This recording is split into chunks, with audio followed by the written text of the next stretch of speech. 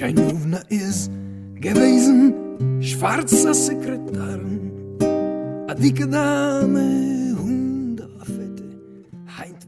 Hola oyentes de Radio Sefarad y bienvenidos nuevamente a Yidishlandia de la mano de Ángel Luis Encinas Moral. ¿Qué tal, Ángel? Buenas tardes, Jorge. Bien, ¿y tú? Muy bien y con ganas de seguir esta historia apasionante de los judíos del este de Europa, que ya habíamos pasado, digamos, por las fases más lejanas y estamos llegando ya a finales del siglo XIX, donde aparte de la emancipación, la participación en la sociedad, pues empieza a surgir cada vez con más fuerza un acercamiento a la idea de un renacimiento nacional. Lo habíamos intuido ya en Moses Hess y reconfirmado de alguna manera también con Leon Pinsker. Y ahora tenemos otra faceta más de ese sionismo. Es como que cada uno agrega otra faceta por la que es necesario volver a la tierra de Israel, ¿no? Sí, así estamos. Y la figura que vamos a tocar hoy, Ayer Tzvi Hirsch Ginsberg, conocido popularmente como Ahad Ha'am, es quizás la figura que añade un nuevo concepto a este sionismo y a esa reconstrucción del pueblo judío. Uh-huh. Yo creo que a diferencia de los otros, o sea, de los que hablamos, ¿no? De Moshe Hess, de Pinsker, ellos hablaban de como una necesidad por presiones externas, ¿no? O sea, como que el mundo no nos acepta y entonces tenemos la necesidad de hacer nuestra nación. En cambio, Ahad Ha'am lo reivindica desde dentro.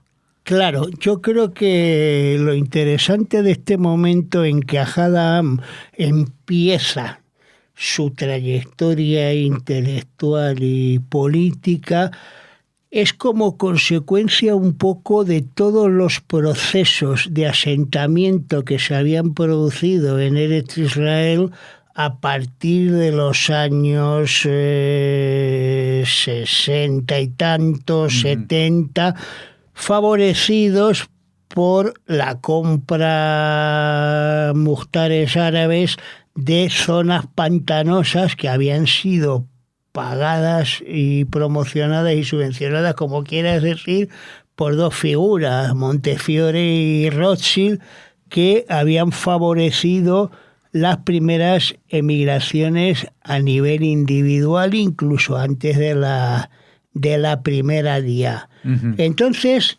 Ahad Ha'am, él lo que hace es criticar el hecho de que el judío emigre a Eretz Israel movido por la presión de los pogromos y el antisemitismo zarista ruso, y por otro lado por el hecho de buscar meramente lo que podríamos denominar una mejora económica de su situación personal y profesional.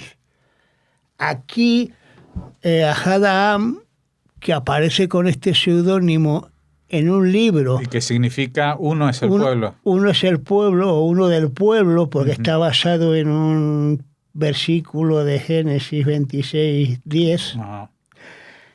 Él lo que dice en un ensayo titulado Lo se aderech, este no es el camino, es precisamente el tema de que no se trata de una cuestión individual, sino del renacimiento espiritual, cultural y nacional del pueblo judío.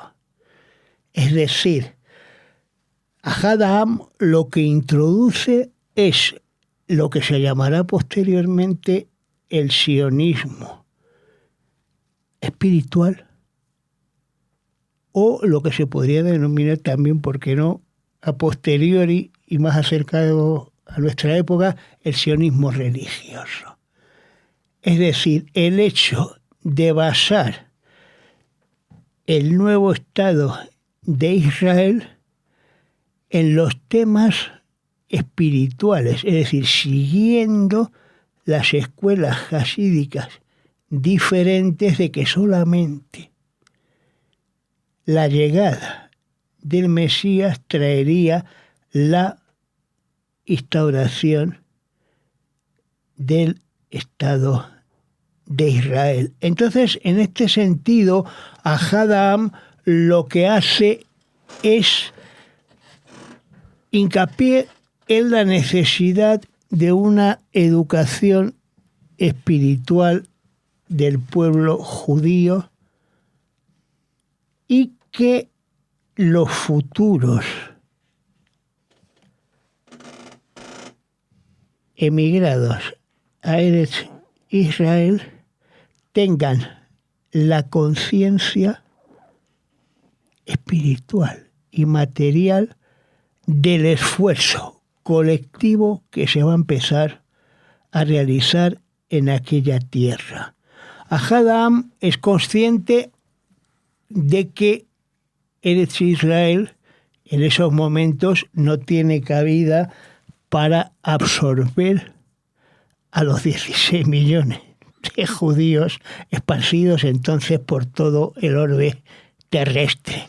Sí, déjame solamente apuntar una cuestión, que estamos hablando de que todavía Eretz Israel era una parte olvidada de una provincia, la de Siria-Palestina, dentro de un imperio decadente como el Imperio Otomano, y que viajeros de esa época, como Mark Twain, que pasaron por ahí, que decían que estaban durante todo un día no se habían cruzado con nadie y que en todo el territorio ese no habitaban más que 100.000 personas. En lo que hoy en día es más o menos Israel y viven unas 10 millones de personas, pues entre israelíes y palestinos, pues en esa época había 100 veces menos. Claro, es decir, nos encontramos con una situación en la cual evidentemente no solo sería una cuestión territorial, sino también hagámonos a la idea de cómo era la vida de las comunidades judía, turca y árabe en aquella provincia de Siria y Palestina, es decir, unas condiciones de vida terribles, en un territorio que no tiene nada que ver con el actual Estado de Israel. Es decir, es un territorio pantanoso, árido, caluroso, con mosquitos, insalubridad, tuberculosis, malaria y todo tipo de enfermedades. Es decir... Sí, porque se daba la paradoja que lo que no era desierto era pantano. O sea, no había prácticamente terrenos realmente fértiles aprovechables, excepto algunas áreas de Galilea. Muy poquito. Muy es poquito, decir, entonces sí. Lo fundamental en este sentido fue el hecho de que la comunidad judía decidiera en 1860 salir de las murallas de Jerusalén e instalarse en ese barrio tan lindo al lado del actual molino de Montefiore en Jerusalén, que se llama Miskenot Sananim. Es decir, adaptar las condiciones de hábitat judías del medievo a la nueva época ya que se avecinaba, con construcciones más salubres, más modernas y fuera del riesgo, evidentemente, que suponía vivir dentro de una muralla. Ahad Ha'am también asiste, y esto es muy importante, al primer Congreso Sionista Internacional de 1896. Y ahí expone su ideario afirmando que la mayoría del judaísmo internacional es el mundo judío, ruso-polaco y báltico. Es decir, un mundo judío que todavía mantiene sus señas de identidad no solamente en el plano material, sino también en el espiritual. Y además... Es exactamente lo que llamamos Irishlandia. Exacto. Y además en unas circunstancias en las cuales, por la coyuntura política del momento, están vacunadas, a diferencia de los judíos alemanes de los que hemos hablado estos programas de atrás, contra la asimilación. De hecho, Ahad va a ser uno de los portavoces de los judíos rusos junto con Osishkin, que cuando Herzl propone en este congreso la creación de un Estado judío en Uganda o en Uruguay, se van a levantar y van a decir: señores, nosotros el único Estado judío que reconoceremos será el que tenga lugar sobre la tierra de Israel. ¿Pero eso de Uganda fue en el primer Congreso Sionista o fue ya más adelante? No, yo creo que lo planteó ya en ese primer congreso, porque él ya tenía la idea, incluso en el Estado judío ya hablaba de esa cuestión. Entonces, Ahad lo que plantea otra vez en un ensayo que escribe en 1897 titulado Estado judío y Estado y sionismo espiritual, lo que plantea es una alternativa frente al sionismo político de Herzl de volver a restaurar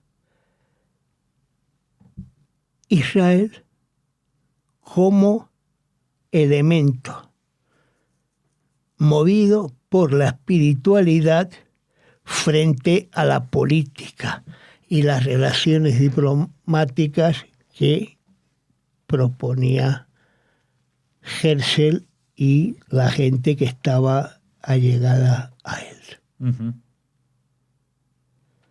Además, Ahad había ido también ya a Eretz Israel en 1891, invitado por una organización que se llamaba Moshe Bnei Sor, que curiosamente, con el paso del tiempo, en 1901, sería la base de la llamada facción demócrata promovida nada más y nada menos que por Chaim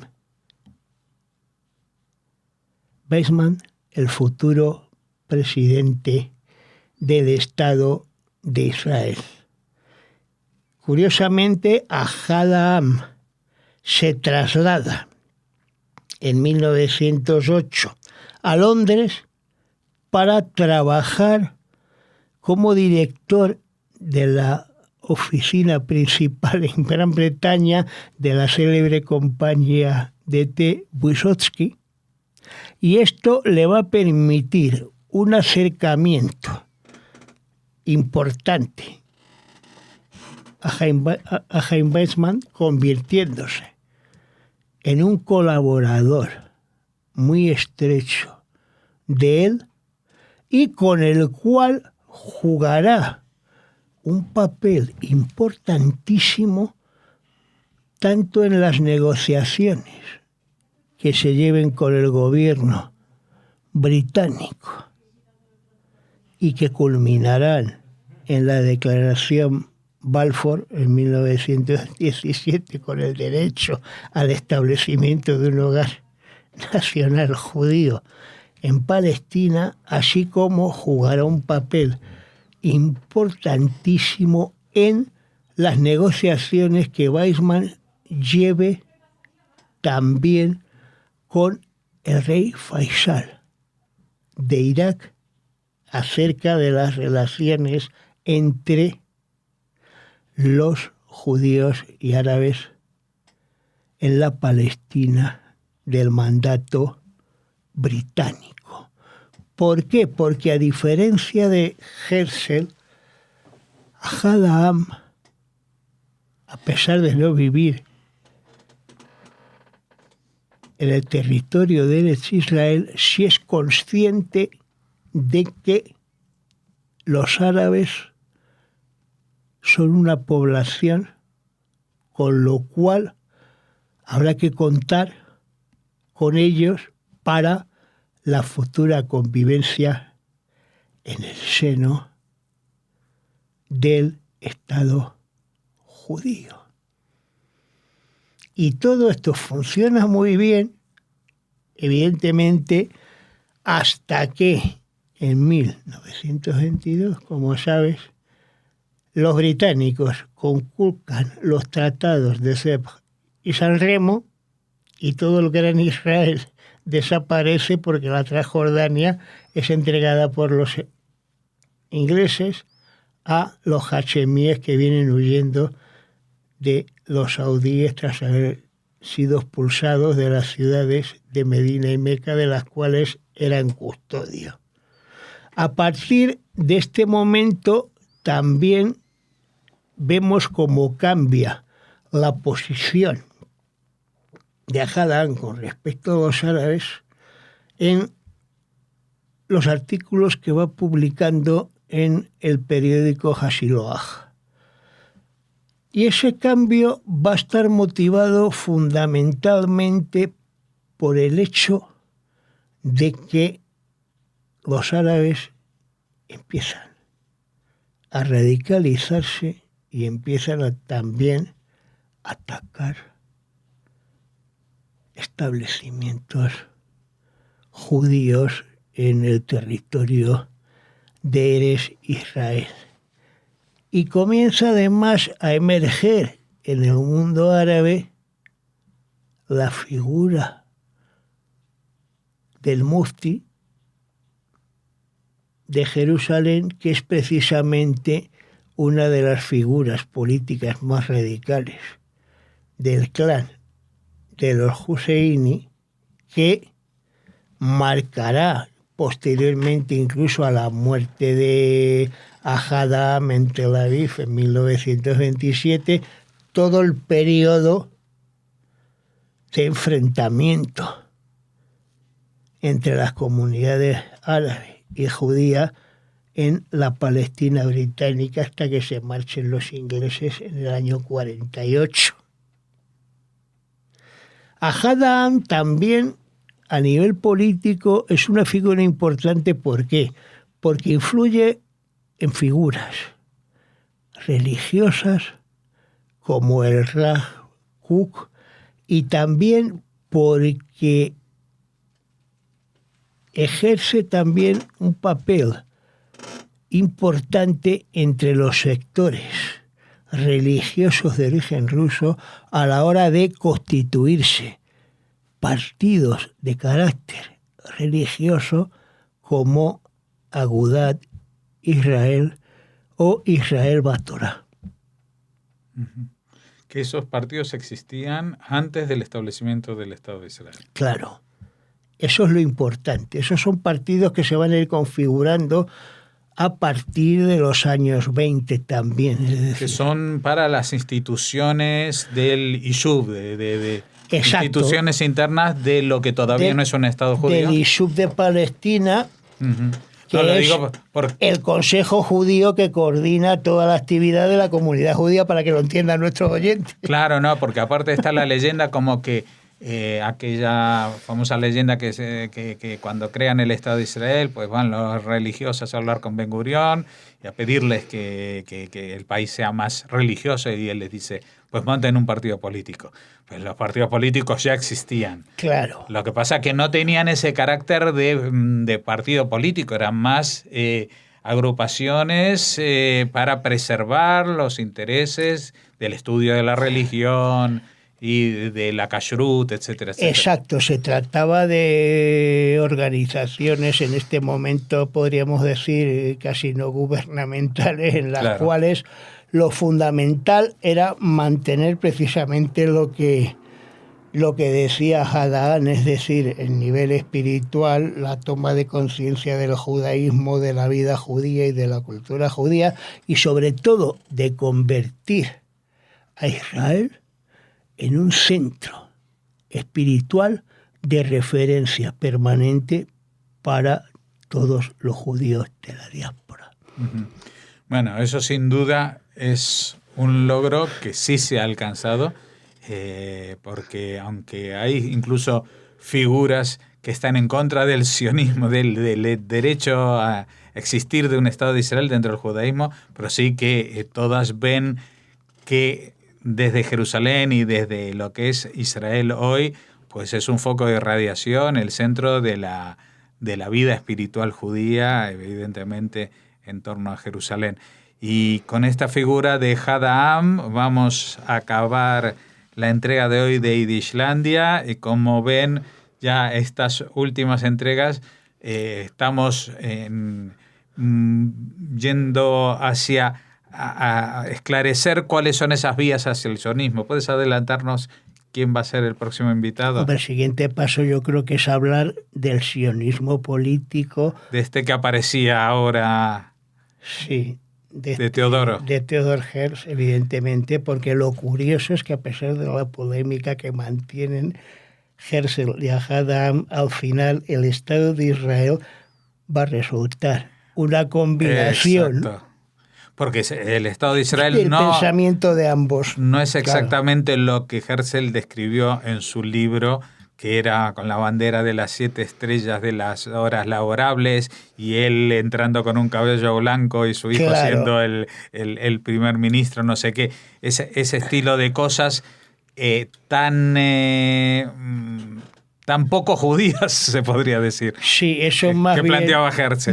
Muy germánico, pero además es interesante porque evidentemente lo que vamos a hacer, yo creo que en el próximo programa, es dar a conocer no solamente la vida, sino el pensamiento de Herzl a través de las fuentes.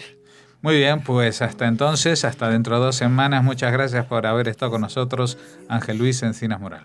Muchas gracias a ti, Jorge, y a todos los oyentes. Hasta pronto, Dios mediante.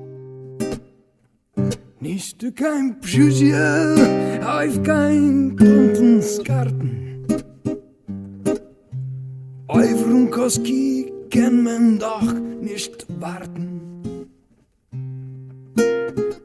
Bis wird etwas geben, ist nicht möglich, das zu leben. Die Videokarte hat es gemacht. Kupitje, Käufche, Papierosen.